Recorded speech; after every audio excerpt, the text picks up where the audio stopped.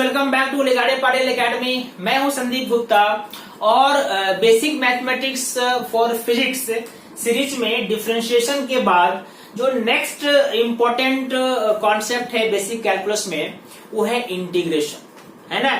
Integration एक बहुत ही important way है, इंपॉर्टेंट टूल है फिजिक्स के लिए और आप इसको बहुत ज्यादा यूज करने वाले हैं और बहुत स्टूडेंट्स को इसमें कंफ्यूजन होता है, इसलिए इसके बारे में बेसिक जान लेना और इसका एक प्रैक्टिस हो जाना बहुत जरूरी है। इसके पहले कि हम लोग फिजिक्स पढ़ेंगे, है ना। First chapter motion in a straight line में ही इसका यूज होगा, ठीक है। कहाँ यूज होगा, कैसे यूज होगा, अभी मैं आपको समझाता हूँ, ठीक है। लेकिन आपको इंटीग्रेशन का प्रैक्टिस करना है, ये आप ध्यान रखिए। अभी तक आपने डिफरेंशिएशन के लेक्चर देख लिए होंगे और उस पर प्रैक्टिस भी किया होगा, ठीक है। तो अब हम आते हैं इंटीग्रेशन पे। सबसे पहले मैं आपको समझाता हूं इंटीग्रेशन है क्या, है ना। देखो, मैथमेटिक्स में हर प्रोसेस का एक रिवर्स प्रोसेस होता है। जैसे एडिशन का रिवर्स सब्ट्रैक्शन है, ठीक है। मल्टीप्लिकेशन का रिवर्स क्या है, डिवीजन है ना। अगर किसी चीज को आपने डिवाइड किया है किसी नंबर से तो वही नंबर लाने के लिए उससे फिर क्या कर सकते हो, मल्टीप्लाई करोगे तो सेम नंबर आ जाएगा। कुछ प्लस कर दिया, है ना, तो वैल्यू बढ़ गया, वापस वही वैल्यू चाहिए तो उतना ही क्या कर दो, माइनस कर दो, मतलब वापस उसी वैल्यू में आ जाते हो, है ना। अगर आपने स्क्वायर कर दिया तो स्क्वायर रूट कर दो, है ना। तो उस वाले कंडीशन में यानी ये जो मैथमेटिक्स के जो प्रोसेस है ये कहलाते हैं रिवर्स प्रोसेस। तो आपने डिफरेंशिएशन पढ़ा है ना, तो डिफरेंशिएशन का भी एक रिवर्स प्रोसेस है और उसी को हम कहते हैं इंटीग्रेशन। यानी पहला कॉन्सेप्ट है कि this is a reverse process, reverse process of differentiation, reverse process of differentiation. यानी अगर आपने किसी फंक्शन को डिफरेंशिएट किया तो कुछ वैल्यू आ गया, है ना। अब आपको ये जानना है कि नहीं, मुझे वापस जिसको हमने डिफरेंशिएट किया था वही फंक्शन फिर से चाहिए, तो जो रिजल्ट आया उसको इंटीग्रेट कर दो तो वापस वही आ जाएगा। रिवर्स प्रोसेस का मतलब यही होता है।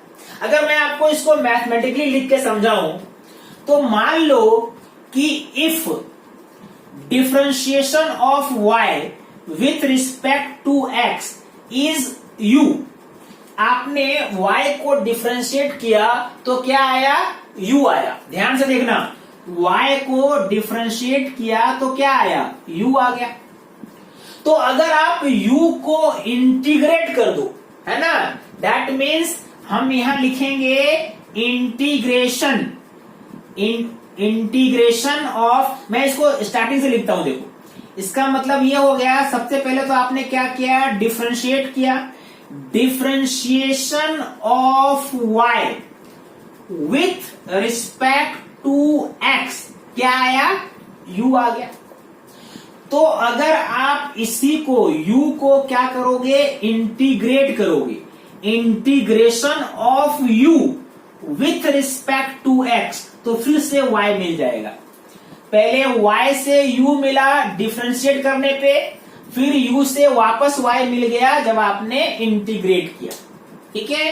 यानी integration is a reverse process of differentiation. इसमें हम वो फंक्शन निकालते हैं जिसका डिफरेंशिएशन किया हुआ है, ठीक है, और वो आपको मालूम है डिफरेंशिएट करके कितना आया। जैसे y को आपने डिफरेंशिएट किया तो u आ गया, u आपको गिवन है, लेकिन आपको y चाहिए कि कौन से फंक्शन का डिफरेंशिएशन करके u आया। तो आप क्या करो, u को इंटीग्रेट कर दो और फिर से y आ जाएगा। सिंबल में कैसे लिखेंगे, देखो अब आपको देखो यहां पे दिया हुआ है, अगर इफ, है ना, dy बाय dx, या चलो यहाँ पे लिख सकते हैं, है ना, differentiation of y with respect to x क्या आया था, dy by dx equal to u, है ना। इंटीग्रेशन में आपने किसको किया इंटीग्रेट, u को करेंगे इंटीग्रेट तो वापस y आ जाएगा। यानी इंटीग्रेशन का ये साइन होता है ऐसा, है ना, this is sine of integration. किसको कर रहे हैं इंटीग्रेट, u को, और किसके रिस्पेक्ट में कर रहे हैं, तो देखो dx को उधर ले जाओगे तो u इंटू डी एक्स, यहां पे क्या आ जाएगा u into d x equal to y। इसका मतलब हुआ जैसे पहले वाले का मतलब होता है differentiation of y with respect to x, वैसे ही नीचे वाले का मतलब होता है integration of u with respect to x। ठीक है, integration of u with respect to x equal to y, और उसका ये लिखने का तरीका है, मैथमेटिकल नोटेशन है, मैथमेटिकल सिंबल है डिफरेंशिएशन का। ठीक है, बेसिक कॉन्सेप्ट यही है। अब इसको और एग्जांपल से अच्छे से समझते। अब देखो इंटीग्रेशन दो तरह का होता है, इंडेफिनिट इंटीग्रेशन, डेफिनिट इंटीग्रेशन, है ना।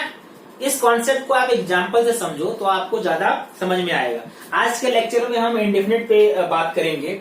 इंडेफिनिट मतलब आप क्यों हम बोलते हैं इंडेफिनिट ये समझेंगे, है ना, और उसको एग्जांपल से अच्छे से एक्सप्रेस करेंगे।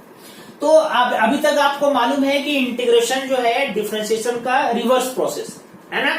ओके, अब देखो मान लो आपने एक्स स्क्वायर, ठीक है, ध्यान से देखना, ठीक है, मान लो कि आपने डिफरेंशिएट किया 2x स्क्वायर, ठीक है। अब आपने डिफरेंशिएट किया, या चलो इसको एक्स स्क्वायर लिखते हैं, ठीक है, डिफरेंशिएट किया आपने एक्स स्क्वायर को एक्स के रिस्पेक्ट में, तो इसका डिफरेंशिएशन कितना हो जाएगा 2x। ठीक है, ध्यान से समझना, एक्स स्क्वायर का डिफरेंशिएशन कितना आया 2x, यानी अगर आप इंटीग्रेट करोगे, अब इसी को रिवर्स के हिसाब से लिखो, अगर आप इंटीग्रेट करोगे 2x को, ठीक है, तो वापस फिर से क्या आना चाहिए एक्स स्क्वायर आना चाहिए। ये आएगा, अभी हम इसके फॉर्मूला पे जाएंगे, पहले मैं जो आपको समझा रहा हूं कॉन्सेप्ट वो समझो इंडेफिनिट इंटीग्रेशन का। एक्स स्क्वायर का डिफरेंशिएशन क्या आया 2x, यानी 2x का इंटीग्रेशन वापस क्या आ जाएगा एक्स स्क्वायर, करेक्ट है। अच्छा, अगर मान लो डिफरेंशिएशन, अब दूसरा फंक्शन देखते हैं, है ना।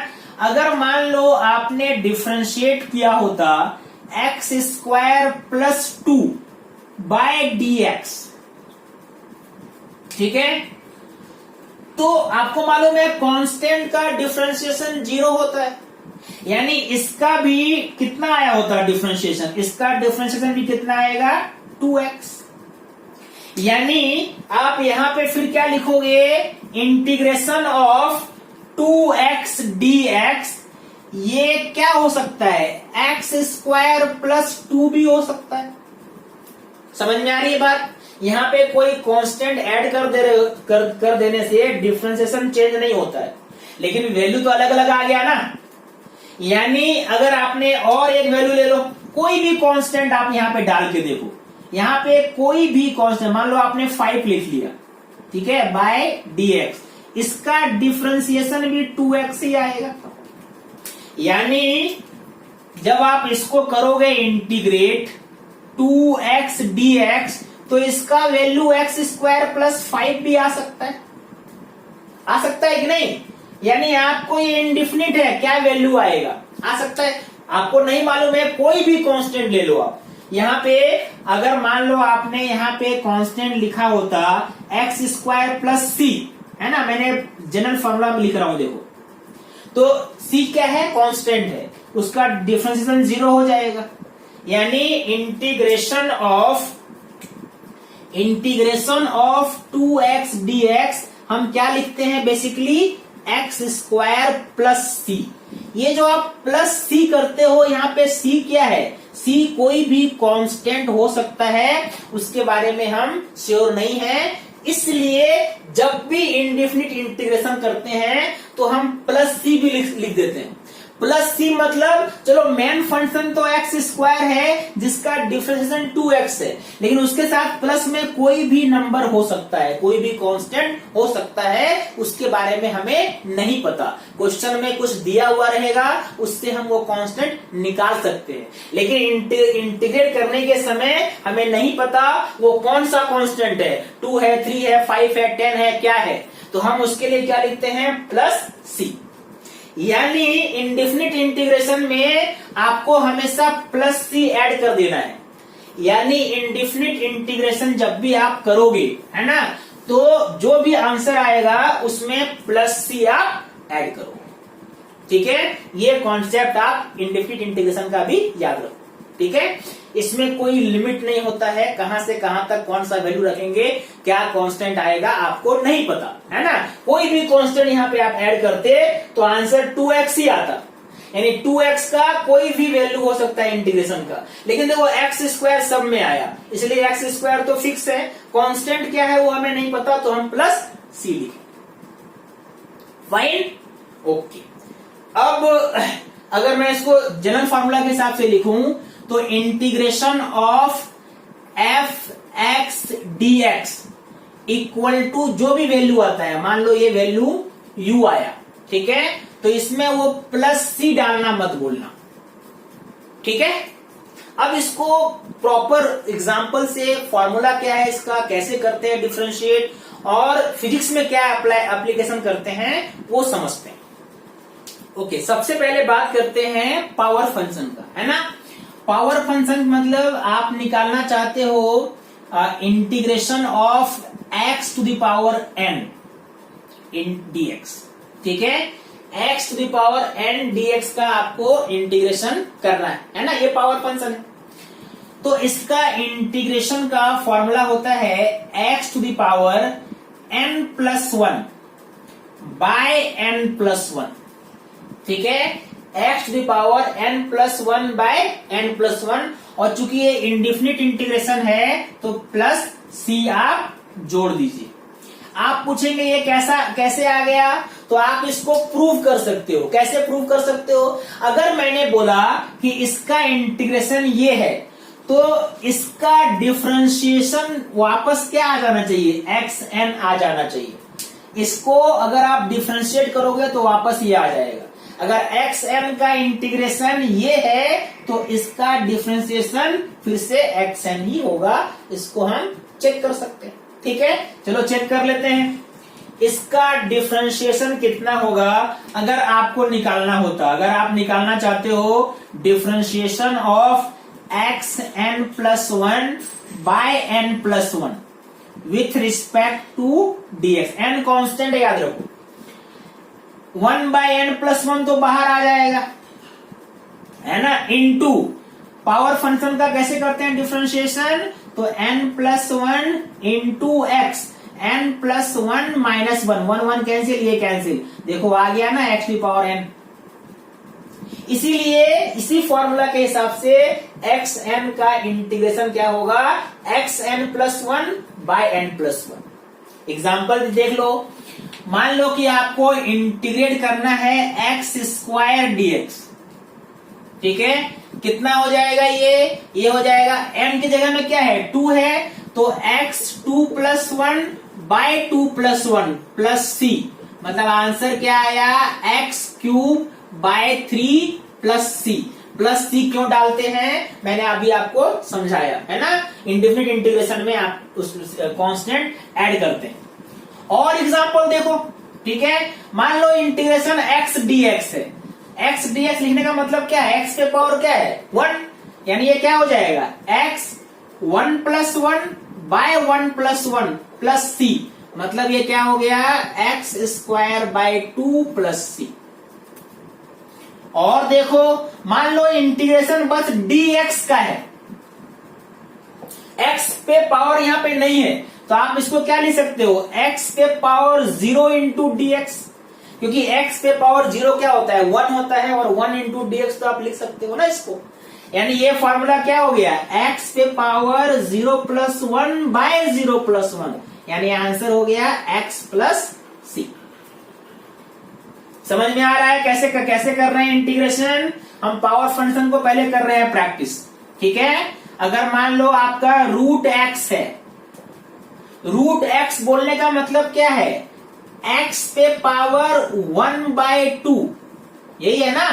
तो फिर से फॉर्मूला n प्लस 1, x पे पावर करो n प्लस 1, मतलब 1 bye 2 plus 1 divided by 1 bye 2 plus 1, है ना, और प्लस c तो है ही। तो ये कितना आ जाएगा आंसर, ये आ जाएगा x पे power 3/2 divided by 3/2 plus c।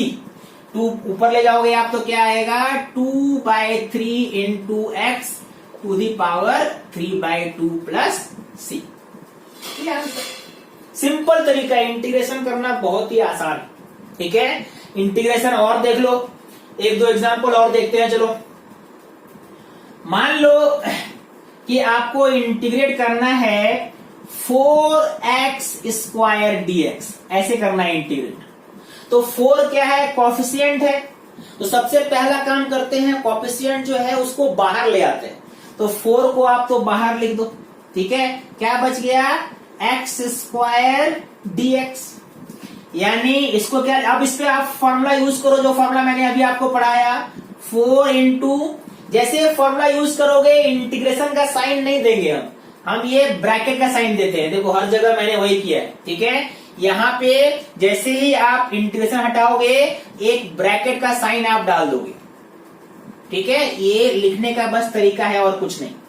तो x² का इंटीग्रेशन क्या हो जाएगा, x फॉर्मूला लगाया मैंने 2+1/2+1 और प्लस c तो है ही, यानी ये आंसर क्या हो गया, 4x³ 3 c।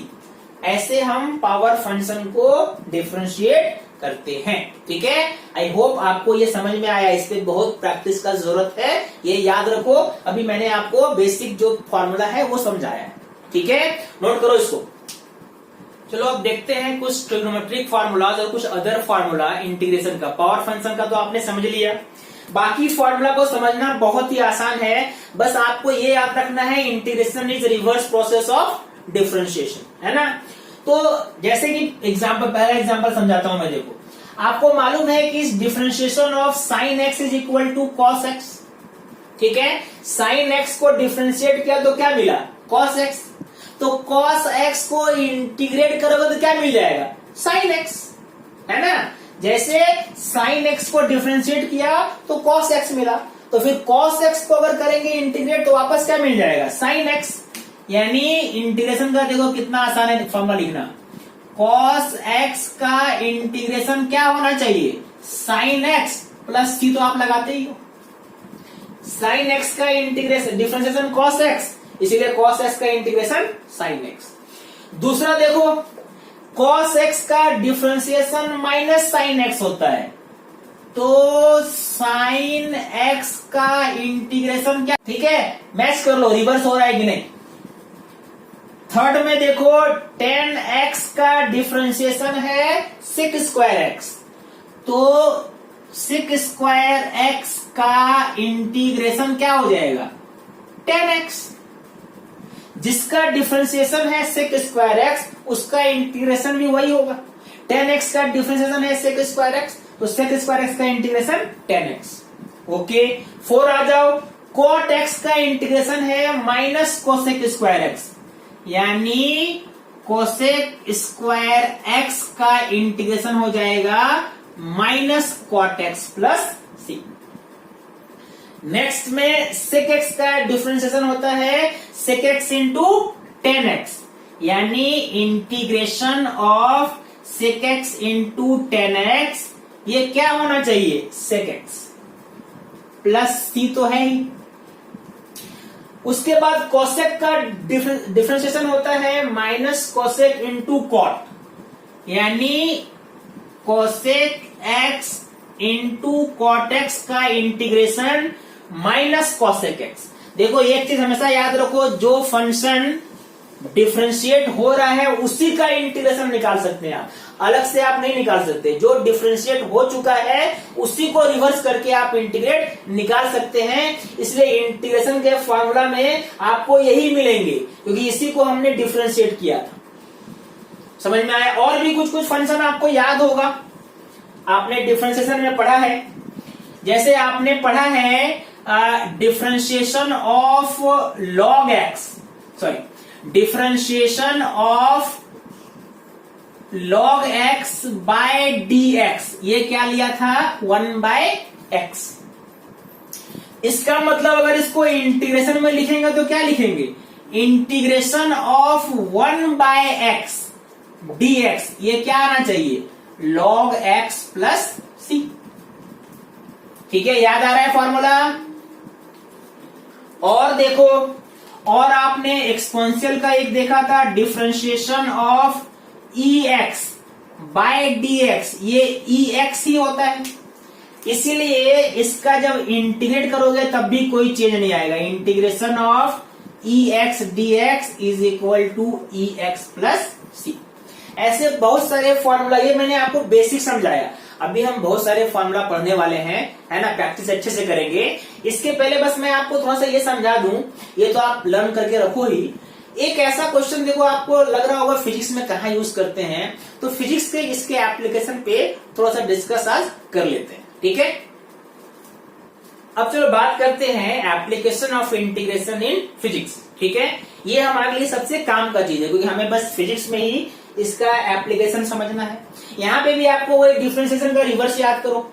आपको मालूम था कि पहला फॉर्मूला जो आपने पढ़ा था, velocity is equal to differentiation of displacement with respect to time, ये था ना, v equal to d s by d T.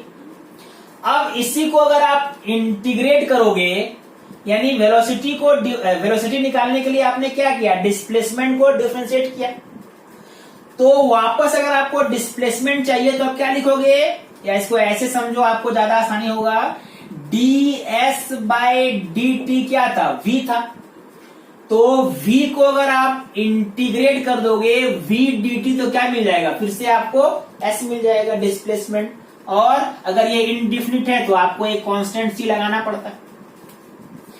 दूसरा एग्जांपल आपको मालूम है, acceleration equal to dv by dt, differentiation of velocity is with respect to time is equal to acceleration. तो अगर आप एक्सेलरेशन को कर दो इंटीग्रेट a dt, तो आपको फिर से क्या मिल जाएगा, वेलोसिटी मिल जाएगा। ऐसे जितने भी डिफरेंशिएशन मैंने आपको बताए हैं फिजिक्स में, उसको रिवर्स कर दो, आ गया इंटीग्रेशन। यानी जितने एप्लीकेशन डिफरेंशिएशन के हैं उतने ही एप्लीकेशन इंटीग्रेशन के भी हो सकते हैं। मान लो आपको डिस्प्लेसमेंट दिया हुआ है और निकालना है वेलोसिटी, तो डिफरेंशिएट करो। मान लो आपको वेलोसिटी दिया हुआ है और निकालना है डिस्प्लेसमेंट, तो इंटीग्रेट करो। अगर आपको वेलोसिटी दिया हुआ है और निकालना है एक्सेलरेशन, डिफरेंशिएट करो। अगर आपको एक्सेलरेशन दिया हुआ है और निकालना है वेलोसिटी, इंटीग्रेट करो। एक एग्जांपल देखो, मान लो कि आपको दिया हुआ है कि v equal to 2t, v equal to 2t, velocity का रिलेशन दिया हुआ है टाइम के साथ, तो आपसे पूछ रहे हैं डिस्प्लेसमेंट का क्या इक्वेशन होगा, बताओ। तो देखो, यह पहला वाला यहां पे यूज होगा, ये जो कॉन्सेप्ट मैंने अभी आपको बताया। आपको वेलोसिटी दिया हुआ है और डिस्प्लेसमेंट का इक्वेशन चाहिए, तो क्या करोगे, इंटीग्रेशन ऑफ v dt, यानी आप यहां पे क्या लिखोगे, इंटीग्रेशन ऑफ 2t, यहां पे आप s की जगह में क्या लिखोगे, इंटीग्रेशन ऑफ 2t dt। और ये कितना आने वाला है, 2 को बाहर रख लिया आपने, ये क्या हो गया, t dt हो गया ना, t पावर कितना है, 1। फॉर्मूला मैंने क्या बताया था, फिर से फॉर्मूला का एग्जांपल समझ लो, dxn बाय, सॉरी इंटीग्रेशन पढ़ रहे हैं ना, इंटीग्रेशन xn dx का क्या होता है, xn plus 1 by n plus 1। यहां पे x की जगह में t है और n की जगह में 1 है, तो t 1 प्लस 1 बाय 1 प्लस 1, और प्लस c तो होगा ही, करेक्ट है। यानी ये कितना हो गया, 2t square by 2 plus c, 2 cancel, यानी डिस्प्लेसमेंट का इक्वेशन क्या लिख सकते हैं हम, t स्क्वायर प्लस c। अब ये c का वैल्यू डिपेंड करेगा कि किस टाइम से किस टाइम के बीच हम डिस्प्लेसमेंट निकालना चाहते हैं, वो क्वेश्चन में दिया हुआ रहेगा। ठीक है, पहले मैंने आपको समझाया कि अगर आपको वेलोसिटी का इक्वेशन मालूम है v इक्वल टू 2t, तो डिस्प्लेसमेंट का इक्वेशन होगा s equal to T square plus C. ऐसे बहुत सारे एग्जाम्पल अभी आने वाले हैं। अभी आप क्या करो, मैं कुछ पावर फंक्शन यहाँ पे आपको लिख रहा हूं, आप उसके डिफरेंशिएशन निकाल के मुझे बताइए कितना आंसर आता है। ठीक है, देखिए मैं कुछ क्वेश्चन लिख रहा हूं यहाँ पे। देखो मैंने यहाँ पे कुछ क्वेश्चंस लिखा है आपके लिए, आप इसको इंटीग्रेट कीजिए, आंसर लिखिए, और मैंने आपको जो ग्रुप बताया है उस ग्रुप में आप आंसर मुझे सेंड कीजिए। कोई भी डाउट हो मुझे कमेंट करो नीचे। ठीक है, थैंक यू वेरी मच।